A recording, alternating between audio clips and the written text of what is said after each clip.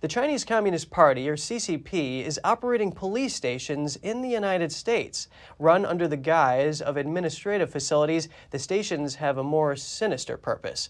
They are used to track down, arrest, and extradite people wanted by the CCP. That includes dissidents against the regime and its leader, Xi Jinping.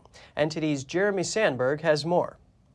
A Senate hearing on threats to the U.S. homeland was held on Thursday. FBI Director Christopher Wray testified. Because we have seen a clear pattern of the Chinese government, the Chinese Communist Party, exporting their repression right here into the U.S.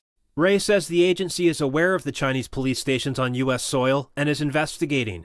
He says it's outrageous that the Chinese police would attempt to set up shop without proper coordination. It violates sovereignty and circumvents standard judicial and law enforcement cooperation processes. Secretary of Homeland Security Alejandro Mayorkas also testified. He says the threat from China is one of the most significant the U.S. faces in the homeland.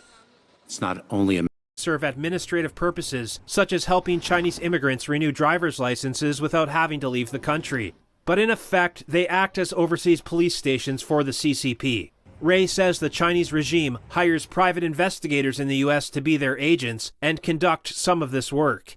He noted situations where bugs have been planted in Americans' cars. Harassing, stalking, surveilling, blackmailing people who they just don't like or who disagree with the Xi regime. And so it's a real problem, and it's something that we're talking with our foreign partners about as well, because we're not the only country where this has occurred.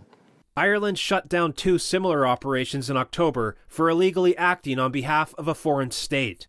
Stations were found and closed in the Netherlands earlier this month in both Amsterdam and Rotterdam. Officials accused them of conducting Beijing's campaign to repatriate critics of the regime back to China to be imprisoned.